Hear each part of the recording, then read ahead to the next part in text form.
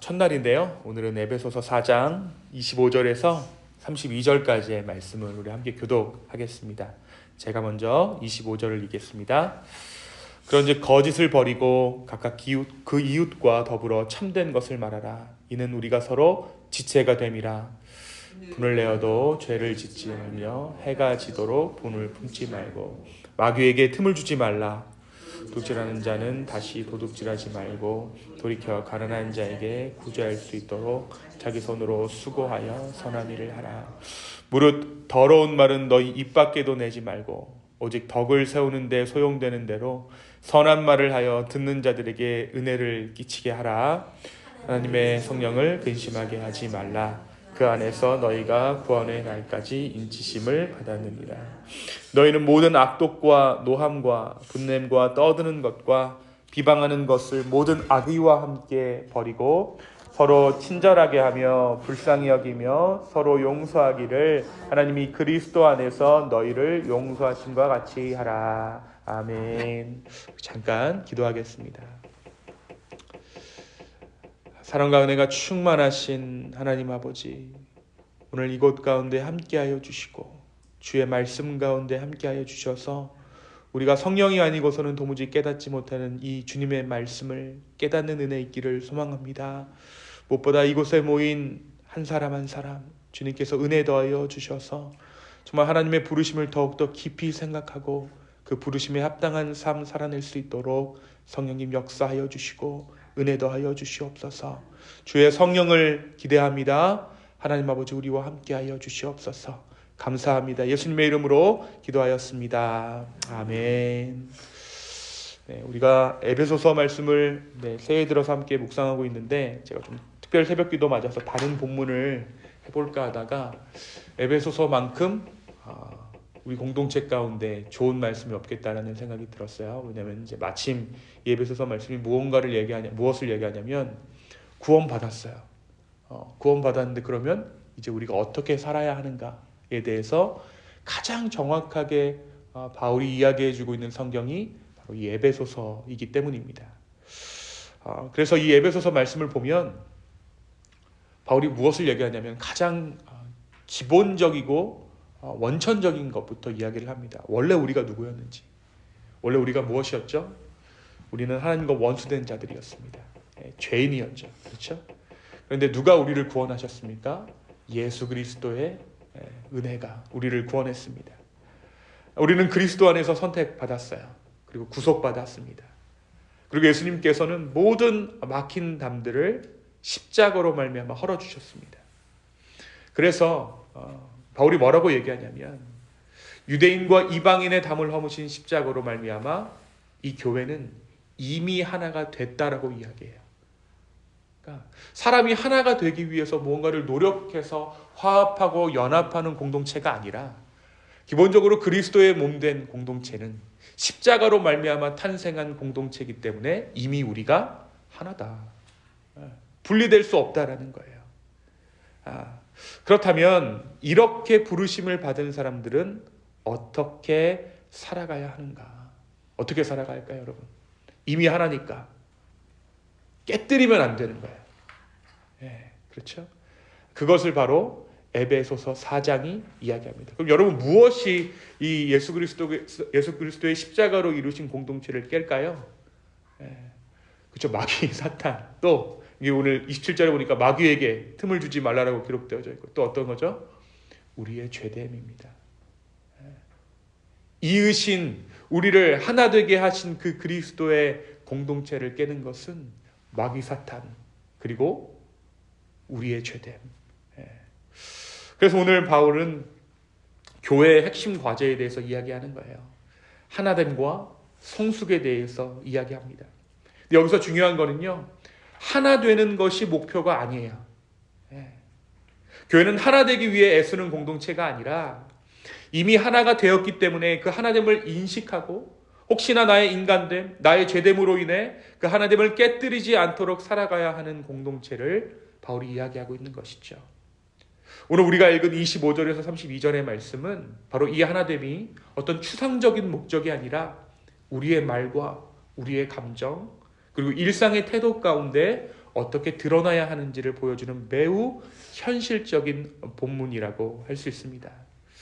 오늘 본문을 이렇게 잘 살펴보면 바울의 관심이 어디 있는가? 그것은 예수 믿고 구원받는 것에 있지 않다라는 것을 알 수 있어요.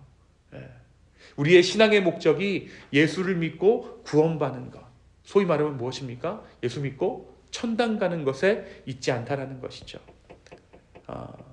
그래서 이 본문을 보면 서로, 이웃, 지체라는 표현이 계속해서 등장하고 있습니다. 그러니까 바울이 말하는 신앙의 목적은 더 엄밀히 이야기하면 예수 그리스도께서 십자가에 못 박혀 돌아가신 그 목적은 혼자 잘 믿는 사람이 되라는 것이 아니라 공동체 가운데 공동체를 이루며 살아가는 거예요. 공동체 가운데 나의 말과 행동이 다른 사람에게 어떤 영향을 미치는지 인식하는 능력이 있는 자가 되라는 것입니다. 그리고 그것을 바울은 성숙이라 말하는데 주저함이 없습니다. 자, 오늘 말씀 보면 29절에 무릇 더러운 말은 너희 입 밖에도 내지 말라라고 권면하고 있어요. 이 더러운 말이 뭘까요? 이 더러운 말은 어떤 욕설이나 도덕적으로 음란한 그런 것을 의미하는 것이 아니라 이 단어는 본래 썩다라는 뜻입니다. 부패한, 상한 말, 상한이라는 뜻이죠. 그러니까 썩은 과일이나 먹을 수 없게 된 음식, 더 이상 쓸모없는 재료를 가리킬 때 사용된 말이 이 더러운이라는 단어예요.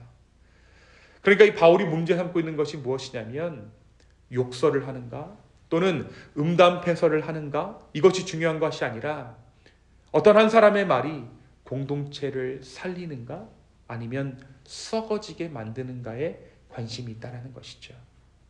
여러분 어떻습니까? 우리의 말은요 결코 중립적이지 않습니다. 왜 그렇습니까? 말은 상대방이 있기 때문이에요. 전 지금 누구에게 설교하고 있죠? 여러분에게 지금 설교를 하고 있죠. 제 설교에는 뭐가 있어요? 방향성이 있고 목적이 있어요.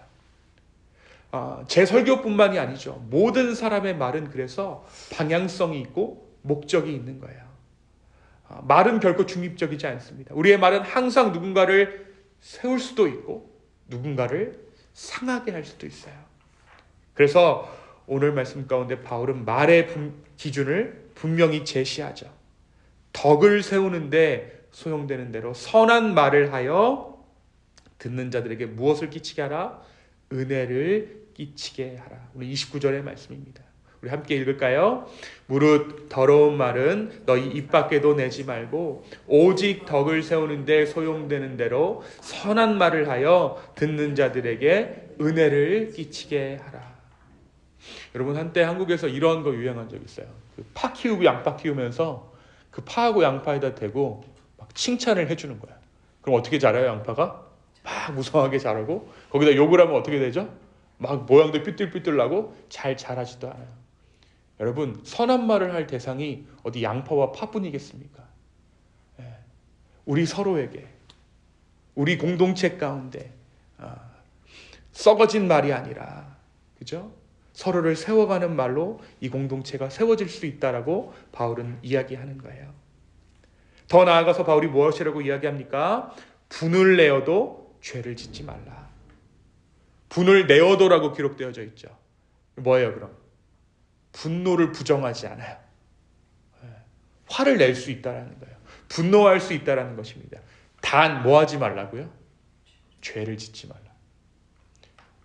이게 어떠한 의미일까 좀 생각을 해봤어요. 분을 내는 것 자체는 죄가 아니라고 하나님께서 말씀하시는 거예요. 그 죄를 짓지 말라는 것과 분을 내는 것이 다르다라는 거죠.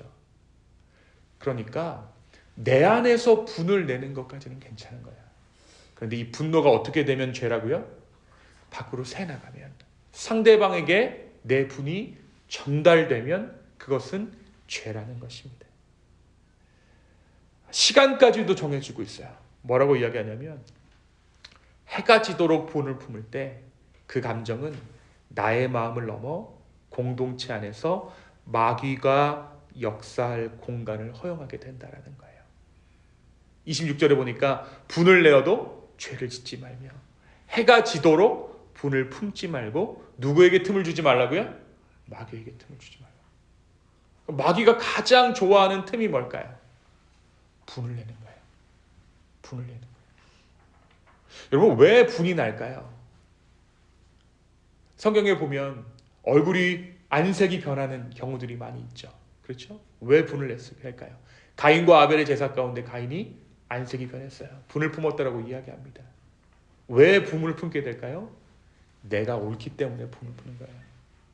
내가 의롭기 때문에, 나의 의가 있기 때문에 분을 품게 되는 것입니다. 그리고 나의 의라는 먹이를 마귀는 먹고 자라나요. 성숙은 여러분 감정이 없는 상태가 아닙니다.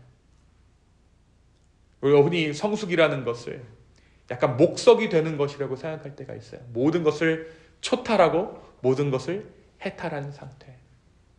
여러분, 그런데요, 성숙이라는 것은요, 감정이 없는 상태를 말하는 것이 아닙니다. 성숙은 우리의 감정을 하나님 앞에 정직하게 다루고 무엇보다 복음 안에서 정리할 줄 아는 능력입니다. 이것이 성숙이에요. 성숙한 공동체는요, 갈등이 없는 공동체가 아니라 갈등을 방치하지 않는 공동체입니다. 그래서 신앙의 미성숙은 언제나 감정을 쌓아두고 침묵하거나 폭발하지만, 성숙은 그 감정을 하나님 앞에서 풀어내고 기꺼이 회복을 선택하는 거예요. 그래서 바울의 권면은 감정을 억누르라는 말을 하지 않고 그 감정을 복음의 질서 가운데 두라라고 요청하는 것입니다. 오늘 본문의 마지막에서 바울이 이렇게 이야기하죠. 32절 다 같이 한번 읽겠습니다. 시작. 서로 친절하게 하며 불쌍히 여기며 서로 용서하기를 하나님이 그리스도 안에서 너희를 용서하심과 같이 하라. 아멘. 여러분, 이 불쌍히 여기다, 여성 성경 공부 때 제가 잠시 말씀드린 적이 있는 것 같은데, 예수님께서 무슨 일을 하시기 전에 예수님이 품게 되는 마음이 있어요. 성경이 그것을 숨기지 않습니다. 그것이 무엇이죠? 긍휼의 마음이에요. 그 긍휼의 마음은 그러니까 우리 안에 있는 마음이 아니라 주님께서 주시는 마음입니다. 더 엄밀하게 이야기하면 주님께서 덧입혀 주시는 마음이에요. 우리의 본심은 뭐예요? 미움이에요. 비방이죠. 우리의 본심은 서로 상대를 향해서 비방하고 샘을 내고 시기와 질투하고 지적하고 이런 것들이 우리의 마음입니다. 그런데 주님께서 함께 하실 때 우리 가운데 무엇을 품게 되는 줄 아세요? 긍휼이에요. 근데 우리가 언제 긍휼을 품게 될까요? 내가 그 사람보다 우월한 존재라고 느껴질 때 우리가 그 사람을 향해서 긍휼을 품게 될까요? 아니에요. 그건 동정이죠. 긍휼은요, 그 사람 안에서 나를 발견할 때 품게 되는 거예요. 나도 그런 적이 있었지. 저 모습이 내 모습이지. 그래서 하나님의 긍휼이 어떤 모습으로 나타나요? 인간의 모습으로 나타난 거예요. 그렇죠? 여러분, 서로 친절하게 하며 불쌍히 여기며 긍휼의 마음을 가지며 서로 용서하기를 하나님이 그리스도 안에서 너희를 용서하심과 같이 하라. 여기서의 기준은 내 어떤 감정이나 상대의 태도가 아닙니다. 너가 어떻게 나오는지 봐서 내가 긍휼의 마음을 품을게, 이것이 아니에요. 기준은 하나님께서 우리를 어떻게 대하셨는가가 기준이 되어집니다. 2026년을 우리가 앞두고 있습니다. 신년의 시작은 더 나은 사람이 되겠다라는 다짐의 시간이 아니라 우리가 얼마나 큰 용서를 받은 자들인지, 우리가 얼마나 큰 긍휼을 하나님 앞에 받은 자들인지를 기억하는 시간이 되어야 하는 줄로 믿습니다. 여러분, 그리스도 안에서 하나됨, 이 하나됨은요, 노력의 산물이 아니라 기억의 열매입니다. 내가 받은 은혜를 잊을 때 공동체는 쉽게 분열되지만 그 은혜를 기억할 때 공동체는 성숙해지는 줄로 믿습니다. 이 새벽 하나님께서 우리에게 묻고 계세요. 올해 너는 어떤 사람이 될 것인가? 그 이전에 올해 너희는 어떠한 공동체를 이룰래? 라고 묻고 계시는지도 모르겠습니다. 이미 하나 된 은혜를 지켜가며 말과 감정과 관계 가운데 성숙을 살아내는 교회로 우리를 부르고 계시는 줄로 믿습니다. 사랑하는 기쁨의 교회 성도 여러분, 구원, 하나됨, 그리고 성숙함은요, 결코 분리될 수 없는 하나의 흐름이에요. 구원을 받았다라면 우리는 반드시 하나 될 수밖에 없고, 참으로 하나 되는 사람들은 반드시 성숙을 향해 나아갑니다. 반대로 성숙을 말하면서 하나됨을 외면할 수 없고, 하나됨을 말하면서 성숙의 열매 없이 머물 수는 없습니다. 조금 더 솔직하게 말씀드리면, 하나님께서 그리스도 가운데, 그리스도 안에서 우리를 구원하신 목적은 내 옆사람 때문입니다. 공동체 때문이에요. 여러분, 우리의 신앙을 지키기 위해 우리가 오늘 이 아침 나온 것이 아니죠. 더 깊은 것을 이야기하자면, 여러분, 우리의 신앙을 지키고 싶으세요? 나의 신앙을 지키고 싶으세요? 그러면 우리는 이웃을 돌봐야 합니다. 그것이 내가 내 신앙을 지킬 수 있는 유일한 비결이에요. 2026년 한 해를 열면서 저는 여러분에게 우리 기쁨의 교회를 놓고 기도해 주시기를 좀 간절히 요청드리는 바입니다. 공동체를 놓고 기도해 주십시오. 건강한 공동체 안에서 건강한 개인의 영성이 있는 것이고, 건강한 공동체 안에서 구원의 역사들이 일어나는 줄로 믿습니다. 신년의 시작에 우리는 종종 개인적인 결단에 집중하지만, 오늘 바울의 이야기처럼 너 혼자 어떻게 더 나아질 것인가 보다 우리의 삶이 어떻게 공동체를 세우고 있는가를 생각할 수 있는 저와 여러분 되기를, 그래서 그리스도의 몸된 공동체를 이루어 나가는 저와 여러분 되기를 예수님의 이름으로 축원합니다. 이 시간 함께 기도하겠습니다. 사랑과 은혜의 주님, 감사합니다. 주 예수 그리스도께서 모퉁이 돌 되신 이 그리스도의 몸된 교회 가운데 우리를 두시고, 이 한 해의 시작을 이 공동체를 위해 기도하게 하시며, 또한 하나님의 마음을 더욱더 알고자 하는 그 마음을 우리 가운데 허락하여 주심에 감사합니다. 오늘 우리가 기도합니다. 각자의 삶을 놓고 기도하고, 또 교회 공동체를 놓고 기도할 때 모든 묶였던 것들이 풀어지고, 주님께서 주시는 성령으로 말미암아 참된 평안이 오늘 이곳 가운데 임하게 하여 주시옵소서. 주님 감사합니다. 이 모든 말씀 예수님의 이름으로 기도하였습니다. 아멘.